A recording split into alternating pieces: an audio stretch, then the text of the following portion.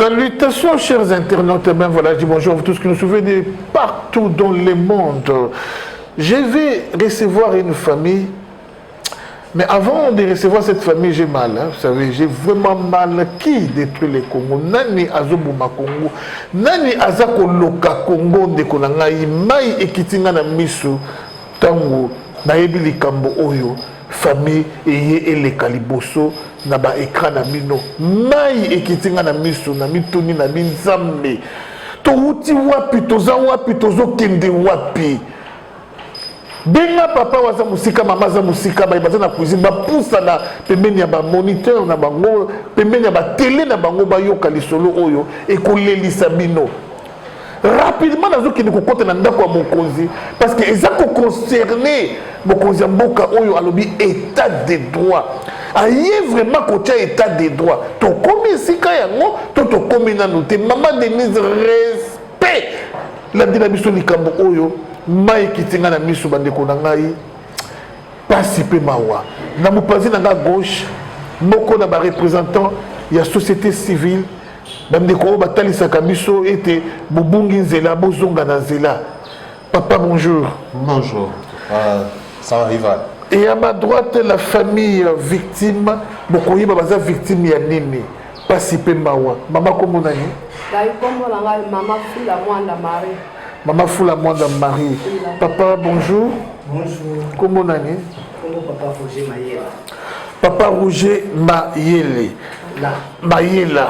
Alors vraiment rapidement tokei pa na bandeko na biso ya mibeko bandeko basungaka biso la société civile. Papa maloba epai na yo. Merci beaucoup ndeko sans Ivan. Biso ndenge yebi tozali balobeli ya population. Tolandaka oyo nyonso etali kolia ya population kovanda na ye kotanga kosala makambo nyonso etali population esengeli biso tozala ekenge na yango. Toza na pasi ndenge yo lobi awa ya koyoka likambo oyo famille ekimi mbango eyepa na biso. Famille ekimi eyepa na biso mai na miso. Ndeko nanga président de la République alobelaka yango la justice ezopose na problème na mboka na biso. Justice ezopose problème na ndenge nini? Kanisaka ya ba mama oyo babungisi mwana bomo ya mutu ekei bato baza komona ngo lokola eloko pamba. Ezali normal. Il faut en tout cas qu'on appelle le changement pour que Makambo est ici. On peut s'amalova na coordonnateur. J'en profite pour saluer la présence du coordonnateur de la société civile, président Christopher Ngoyi, Mobundeli Munene Yamboka, Azana Bisolelo. Bonjour, président. Non, ma casse passe na motema. Pambate bomo ya mutu, ndeko ba na poto. La vie humaine est sacrée. Donc on y soki mukete donc fagaka boye alors que to bundela mingi makambo ya etali état de droit.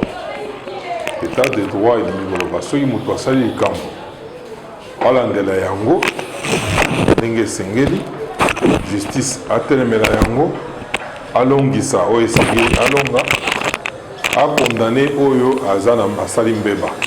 C'est ça la justice. Wana nde kopesa kimia na kati ya société, sika ya communauté, la travandi.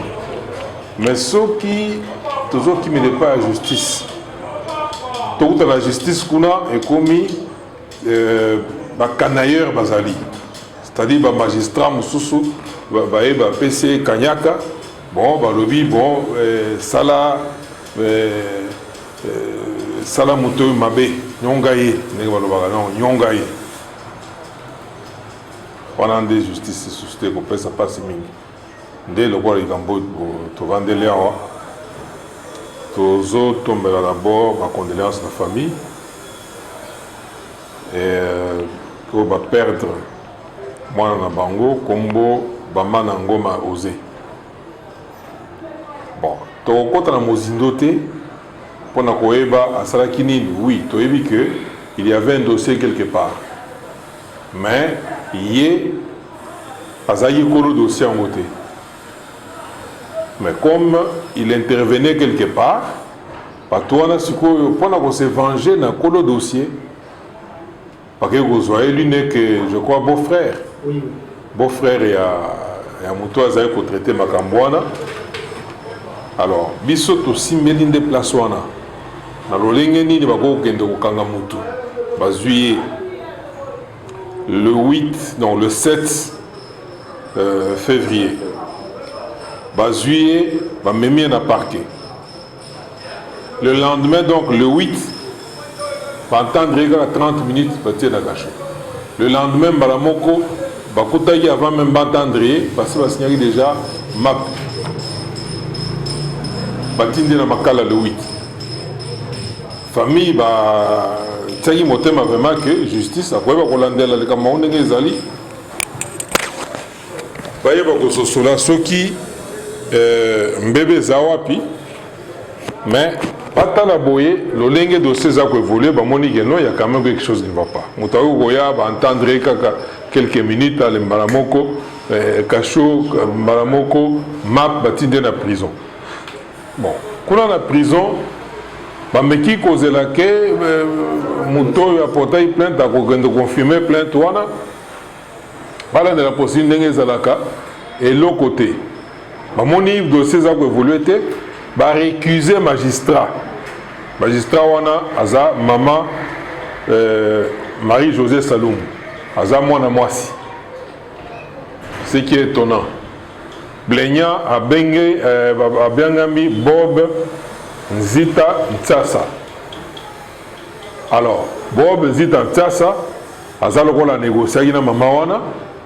Atako basali réquisition donc basali récuser comme les procureurs pour changer magistrat parce que mon qui déjà qui avait mbeba na lolinga zo même dossier maman wana magistrat donc Marie-Josée Saloum a bombi dossier a longoli dossier a ko bombango ba attribuer dossier na magistrat mususu.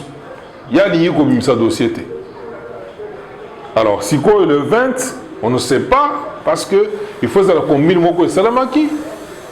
Déjà dans Ndeko Bob, et ça le coup là, mais ça qui peut gagner quand même dans la prison pour n'a pas de conditions moi on a profité. Le 20, parce que la famille va prendre moi dans Bango Koufi, la prison à Makala. Au bout de encore. Mais comment expliquer ça? Curieusement, tant que moi on a Koufi dans la prison. Des dossiers, on va se faire attribuer dans le magistrat Moussoussou, on va se faire le dossier à ce moment-là. C'est à ce moment-là que le dossier va être le secrétariat. Non, chers amis, ça c'est des choses qui ne peuvent plus exister dans notre justice. Nous sommes battus pour qu'il y ait un état de droit. Ça ne peut plus exister, on ne peut pas accepter ça. Dans la famille, on va pleurer. Vraiment, ça fait très mal. Venez vous-même d'entendre le résumé. Il y a dossier Nenge et Ebinako Tambola, Toké, Namopazi à Maman. Maman, peut réaction. Vous avez d'abord par rapport à Moué. Moi, donc petite sœur, moi, moi, asa mwana na biso. Mwana na biso. Azana bambula nini akufia tikibana zaki. Oui.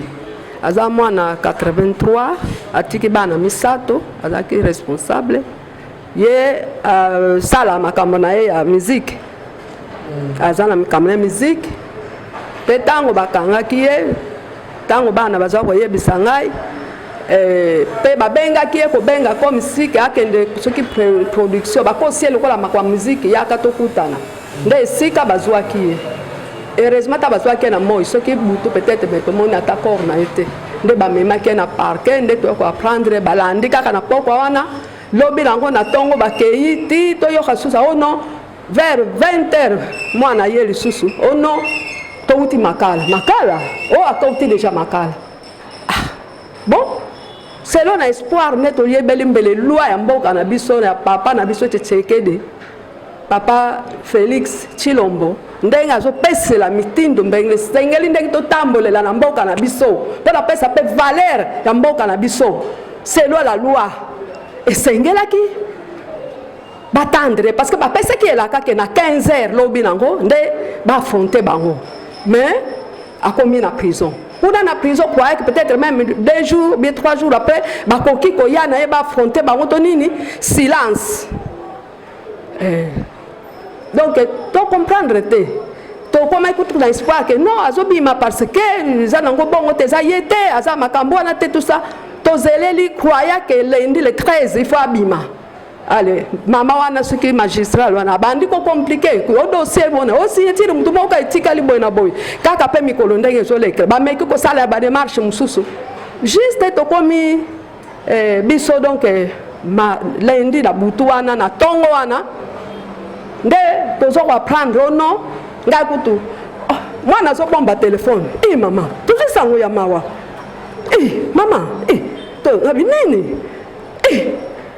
ya uze akufi na prison ngabe tika na jaki li bon mana tamboli salo mo be ngabe ce n'est pas possible to yoki abela te chaque jour banotiki le biloko chaque jour alors banotiki le biloko kolia akufi ngabe te yete na tiaki tembe oui bana bakei bana dozo akor balingi na drama ko donc bizarre akufi lokola papa boko tala même photo ya mutongo tala ka artiste azalaka très propre donc le voilà indigent moko boye balingi ye mwana mususu akoko mususu alobi ke tamba komi na morte na fongo bakangisi makolo boye mwana nzoto pete mutakufu 23h ngana za mama nakufela bana mutakufa ki bana 23h tina er bango bakezo akor akauka akoma kasiko fuba bani olusela makasi po abuka boye po makolo eni oluka mais aye pete na kingo pete alors papa Félix Mama Denise, polimbisa ngai naza mama na bino. Pasi na motema kodo ko pedre kaka mbuate, ntabate, mutu. Akende ka boto yebite nini eleka kikuna. Nini eleka kikuna. Parce que lendi wana mwana azalaki déjà pekuna. Azalaki. Atiki est très bien. Mais toi pour prendre à kufi na ndenge nini. Pensa na biso justice ata la biso likambo oyo. C'est bon, merci maman. Et ça l'est passé. Papa Yakoba Kisanini na dossier ya mwana. Ok, Yakoba Kisazali pour Balobaka, la justice élève une nation. Attaque au moutou à Sali Babé, mais présomption d'innocence et zalaka. Oyo, bozuye. Na ba document nyonso tozomona même oyo ba libéré motif d'une escroquerie. Il faut tozo senga na kaya oser bamana ngoma que justice soit faite. Réparation et salem. Azali mutu. Azalaki na avenir atiki bana, atiki mwasi, atiki libota munene. Tozo senga justice et salé. Bazo tala biso pe bazo mituna vraiment ba fundi na likambo nini pe ba mutu afundi asala kanini. C'est aussi important bazo tala biso ba dans prison ba yeba. Ndeko ya fundi ye ndeko na azalaka na agence boko na boulevard ba bengi ye Bobo Nzita Tsasa. Ye mutu asala ka makambo ya voyage. Ndenge président ya société civile alobaki ye azali pembeni Bob Nzita asololaka na mutu moko songolo oyo biso tokoki kobenga neti beau-frère na biso oyo tangwa ye awa azalaki na posa po aza mopaya na mutu oyo akozala na ye po atambola na ye lokola ye Bob Nzita bayokani lisusu te na mutu oyo asalaka de makambo ya ba visa soki baweli makambo mbongo oze ayebite libota ayebite pona ko régler ba compte na mutu wana alobino malamu na attaquer famille ya mwasi na ye donc leki ya mwasi na ye yende mutu na ngai nazokangisa comme ça ye wana kuna afuta mbongo wana mais ngana yebi ke justice ezali l'infraction est individuelle. L'infraction est individuelle, jamais osé akoki ko futa na place ya mutu mususu. Même la Bible déclare l'homme qui pêche, c'est celle qui mourra. Ah oui, vraiment, ils ont passé Mawa. Et ça n'est vraiment passé. Alors, maintenant, dans la société civile, message ni beaucoup copé ça n'attend autocomi, qu'est-ce qu'il faut faire? Parce que moi ici sur Panine Baloban à la terre, allez il y a ta est, la pièce est déjà jouée. Qu'est-ce qu'on peut faire pour le moment?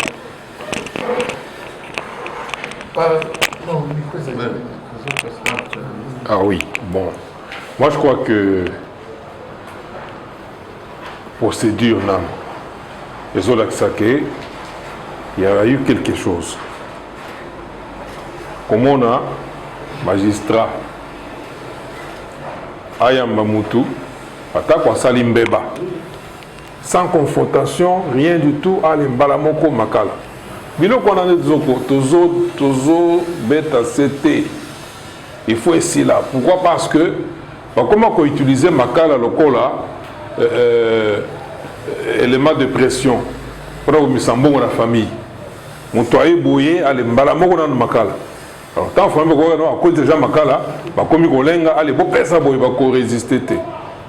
Derrière ça, il y avait un pomme d'argent.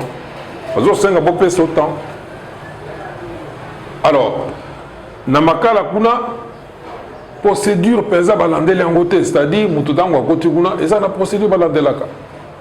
Même confrontation, il faut basala. Mutuwa porter plainte, il faut confirmer plainte. M'entendre bango basala confrontation.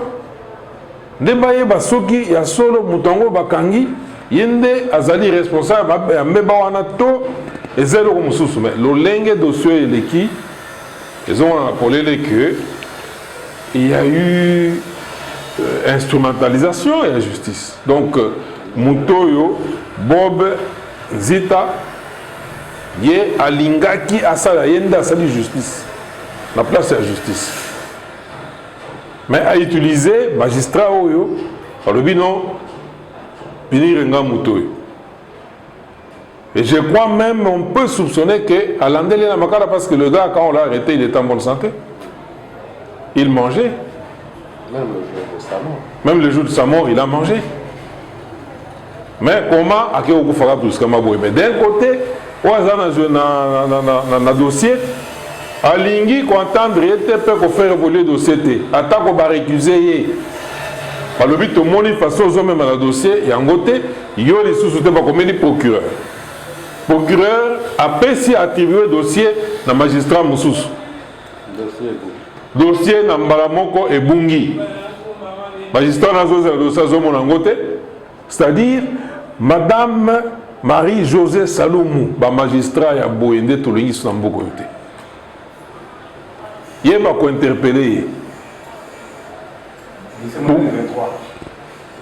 Pourquoi Atikaki a Azwaki dans nous, a bombi dossier, et puis a dans les procédures juste Nézalakate, tant que moi on a couffé des dossiers, moi on a dans le secrétariat. Nous avons un problème, président Christophe Ngoyi, lequel, ceux qui famille basée dans ma quitté. Parce que la plupart de la famille oyo bazana bana makokiti ya kolandela ba dossier ya boy mutombonga sa futi bakanyaka dossier pe la lindenge wana suba usuka ndenge ni non wana nde musala biso auto zoro bawa maman ministre juste azolanda biso yazali auti na société civile so batiake wana c'est pour que ça la justice ezala lolenge moko pa ba tunyonso société civile dans la partie privée pas salimbeba président bakaya boyeze belé bakaya boyeze belé pe na ba facette belé nani ni na ba magistrat pe na niveau de justice baza pe na ba structure oyo esengeli et se saisir na dossier oyo baye ba ko punir maman oyo Marie-Josée Saloumou. Pour battre la justice, Motoya peut sur quelque chose, même si c'était Yomo Kondé, aux ans problème maintenant Moutou. Tu ne peux pas te faire justice. À quoi que dossier, on a comme ici, le rôle de dossier, moi, règlement des comptes. Azuyango, Asala, Oyo, Peñazo, Linga, allez, Tinde Makala, Tinde Makala. On connaît ça, se passe comme ça. Tinde Makala, au moins, on m'entend le même jour, allez, Makala. Non, ça ne va pas. oyo eza dossier ememi na kufa mais badossier oyo surtout ya bamapangu eza mpe ebele oyo bahomme fort bazobotola bato bamapangu na bamaluku na bansele na bakinkole na babibwa alors baveve baza bana makoki ya koki kolandela te bino société civile bokosunga te parce que ça n'est trop, ça n'est vraiment trop. Ça n'est trop de vos rival. Oui, bien que tout le monde a dossier. Tout le monde a yango. Penandenge Zaboué, même président de la République, a informé dans le dossier M. Mapam. Parce que même les autres mingi, na ba ministre naïe, les autres na ba toazana gouvernement kuna. Bakoma na ba commissionnaire CCC bazo sala kokata ba mapango ko sala boye et tout ça biloko wana ezo indi samité ma population ane tozo que de l'élection. Ah, ça fait mal. Et Sengeli est si là, et Sengeli est changé. On ne veut plus, on n'a plus besoin de ça. Biloko wana tozo te menango po est si là, et si là. Oya sali mbebo comme il y a mort d'homme. Avant qu'on vous donne... Il nous reste moins de 3 minutes avant qu'on vous donne les mots de la fin. Nasengi, maman balo baliloba yasuka pour naler l'auto comme ça toya koke sa société civile mo yasuka. Maman liloba yasuka nini bazola ngayo partout dans le monde. Maman Denise, maman première dame bazola ngayo, président de la République bazola ngayo, ba cause de justice bazola ngayo. Kolena mise nini? kolela nanga ezali mutu akufi deja ezali wa azalaki mutu kaka nazo zongela posa na biso ezali justice ya mboka na biso esala balandela likambo tomona ngo ke oui balandela ngo bapesa soki punition pote ba mususu basala ka susu bongo te pona ko bebisa réputation ya mokonzi na biso liloba na ande ya wana justice wana esala pe na minute atiki ba charge mama kuna za veve bon famille ndenge yango ezali toyebi te bana wana sor na bango eza nini oyo misato atiki mwasi wana toloba aza jeune mama bon toyebi te yango kana suki wana. Ok, merci beaucoup. Tosengi justice pour na ozengoma tosengi réparation république ou batu oyo basengeli ko réparer faut ba réparer likambo basali tozo bakisali susu Bob Nzita na ba écrit na ye azomena sepe libota donc azo continuer kaka malgré motosa kufi mais azo continuer kaka menacer les oui na maloba na ye na batu na ye azomena sepe libota toza na insécurité donc batika atika faut ba landela likambo comme ça tika ko menacer libota libota eza na insécurité ndenge tozo dénoncer boye toyebi ke yebo na batu na ye menace ezali toza menacer na ba message ya ndenge na ndenge mais justice na réparation esalema pona oser justice pour oser ngoma mais noir nini eza sima ya ngom ya nani ya Bob Nzita ba homme fort nini o baza ko soutenir Bob Nzita pour azana audace ya boye ti akangisi mutu ti mutu akufi ti abana suka na dabino exterminer la famille mobimba qui sont derrière lui. Bon nani to yo biso to yebite mais tozomona ke ba magistrat c'est que ba magistrat bazomona bango baza ba intouchable parce que magistrat ozana dossier maloba oyo zozongisela batu oyo bofunde za maloba moko ko ezolakisa ke yo za likolo ya mibeko donc biso tozomona ke justice eza malamu te justice en mboka eza malamu te et biso justice wana na dossier oyo tozomona ba magistrat bango de bazo instruire dossier bango de baza na sima ya bambeba nyonso oyo tomoni ke ti ndeko na biso ayeke kozwa liwa. Merci beaucoup. Je crois que pour ceux qui voudront compatir à la famille éprouvée, appelez la société civile, le président Christophe Ngoï, vous avez son numéro, vous avez son contact, vous aurez encore plus de précisions par rapport à la situation. Parce que ça c'est la télé, on ne peut pas s'éterniser 2-3 heures de temps. Il y a koloba nyoso, naba détail nyoso, mais et ça li passe na batu loko na babob, batu ya boye vraiment ah nzambe na ngai nzambe fatina ebio beta kaloboko na mesa. Bato lokola ba bobo baza bato vraiment faut ba sentir pression na mon magistrat moko azoni ata maman moko boyel na ba Facebook na ba réseaux sociaux mais le lorsque qui na okangama alors pourquoi ba magistrat ya boye ou baza kosa la justice te na place ya kosa la justice bon c'est la injustice. Ah maman Denise yoza mutu ya droiture magistrat boye baza bato ko punir lilo ba ya suka pona lelo et pas na société civile to bani na papa. Merci beaucoup, sans rival. Nasengi na population nyonso ba soutenir. Na oyo ba yebi pe monsieur Bob Zita wana ba bandaka libela côté ya ye. Parce que biso société civile le quoi tozui likambango to kende nango tina suka.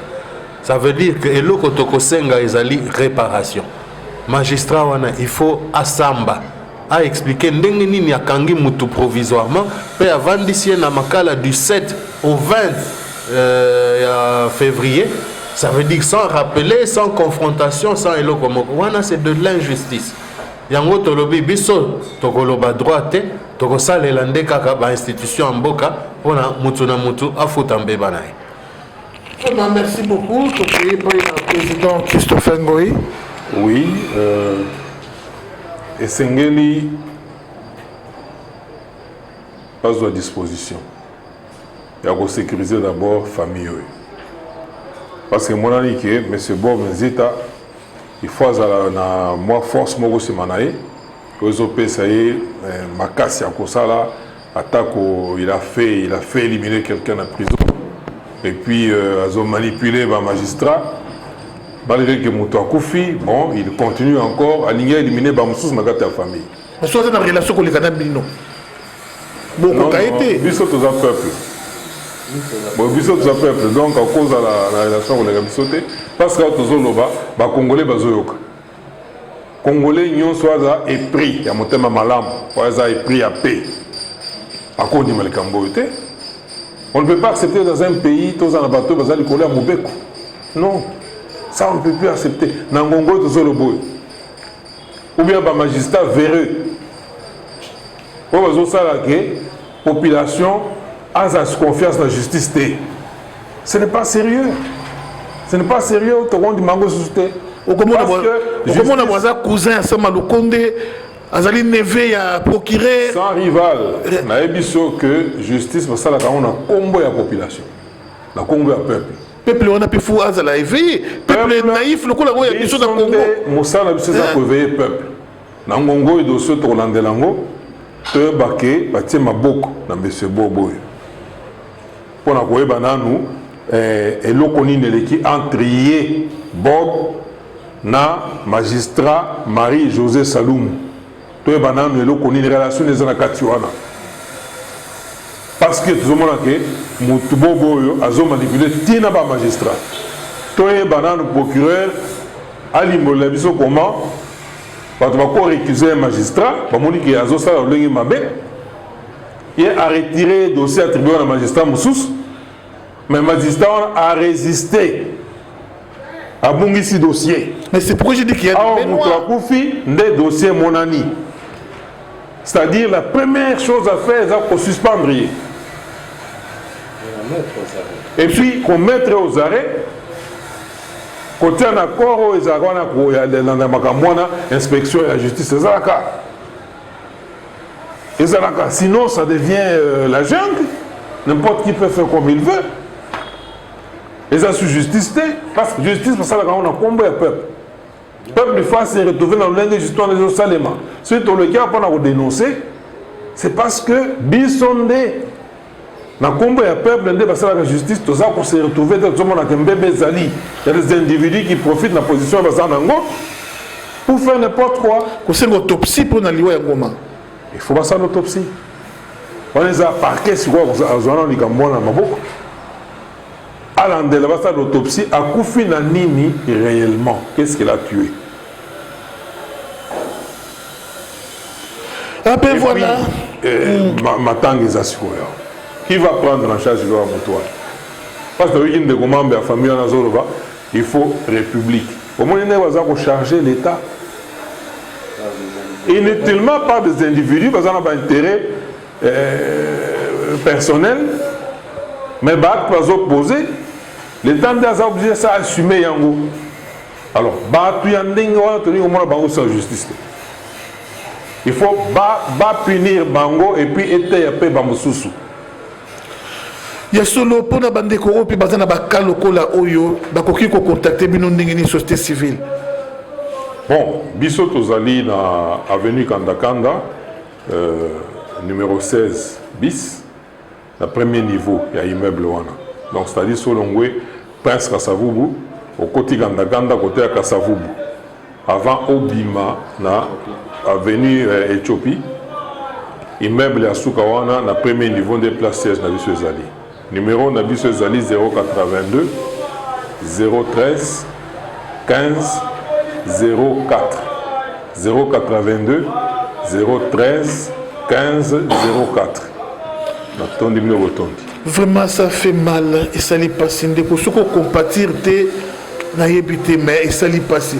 Ba dossier a comme na papa mokonzi ya moyo na place ya comme la ka dossier ya na diembelité papa pardon des conneries des futilités on a beaucoup même papa mokonzi na vitesse mais ba dossier kilo. Oh, ils ont ça la faiblesse ou force et un régime. Ils ont un dossier à bouillir. Ces histoires, on en a vécu au temps de Mobutu, on en a vécu au temps de Joseph. On ne peut plus jamais qu'on vive vraiment la taille à Fachi. Moi, mon papa Étienne Tshisekedi Kolo, état de droit. À ça, on dit non. Connaissant mieux notre chef, il ne peut jamais accepter ce genre de bêtises. Papa Mokonzi na dossier Tina Souka. Ce qui boba osé, c'est que Azana Bankoi, on va soutenir lié. Azana Bango. En tout cas, il faut solution. Et Zomana, dossier au Matanga, et ça déjà wana. Comme vous savez, ce qui représente Matanga Lelo dans Congo, c'est beaucoup d'argent. Qui va prendre soin de Yango? Et ce qui peut être tiki, et bien, nous devons confier en prison et qu'on risque comme habitude. Règlement des comptes qu'on va en prison. Eh, moi j'ai un problème en prison, l'homme au koufi. Ok, eh, moi j'ai un problème en prison, l'homme au koufi. Ok, on doit voir clair. Merci à vous tous qui avez prêté attention à cette tranche. Je crois que même ceux qui ont des dossiers, il y a Makamabamapangou et les bestes, appelez Papa Christophe Boy, appelez la société civile. Je connais force au Bazali Nayango, force au Bakozala Nayango, ceux qui Bamakasi, le coup là Joseph à l'époque, Bakoka, Bamote, Abongo Yo Bob, aux allégés. Merci. Tokutani Mbalaïsima. Dans sa nouvelle édition, Eshima Magazine fait le bilan de l'année 2022, une rétrospective des faits marquants en RDC. Sur le plan économique, l'année a été notamment caractérisée par une hausse des recettes publiques mobilisées. La DGI s'est démarquée par ses performances exceptionnelles dans la collecte des recettes en 2022. Selon les chiffres de la Banque centrale du Congo, la DGI a mobilisé à elle seule, à la date du 18 novembre 2022, des recettes publiques évaluées à plus de 10 milliards de francs congolais, soit 5,170 milliards de dollars. Par rapport à 2021, cette régie a accru sensiblement les recettes en 2022, ce qui a valu à son directeur général des impôts Barnabé Mwakadi Mwamba le prix de meilleur manager décroché à Houston aux États-Unis. Eshima revient aussi sur les personnalités qui ont marqué 2022. Jules Alingete Kay, le patron de l'IGF, a reçu le prix Forbes Best of Africa 2022 pour son engagement dans la lutte contre la corruption en République démocratique du Congo. Le général-major Jean-Pierre Kassongo Kabwik du service national qui donne une seconde chance aux Kuluna, appelés aujourd'hui les bâtisseurs. À lire également ces femmes et hommes qui ont marqué l'année 2022. Plusieurs sujets 2022 analysés et documentés par notre rédaction. La levée par le Conseil de sécurité de l'ONU de l'obligation de notification sur l'achat d'armes par la RDC. Le départ de Moïse Katumbi de l'Union sacrée de la nation. Tshisekedi, 4 ans après, quel bilan? Remise des fonds aux entrepreneurs par le ministre de Petites et Moyennes Entreprises. L'acquisition sur fonds propres d'un satellite d'observation de la Terre. Processus électoral, le déploiement de la CENI pour des élections libres et crédibles. Les inondations dans la ville de Kinshasa. Dans le secteur de la santé, la fin de l'épidémie d'Ebola dans la province de l'Équateur et au Nord Kivu. Des procès, scandales financiers, de corruption et de détournement. Analyse sportive des léopards face aux différentes compétitions. Plusieurs dossiers 2022 analysés dans cette édition spéciale, mais aussi les enjeux de l'année 2023. Eshima Magazine, un nouveau standard.